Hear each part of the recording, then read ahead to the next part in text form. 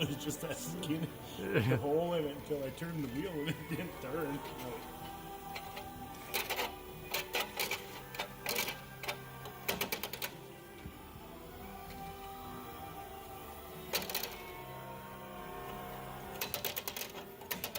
That's a nice rotor.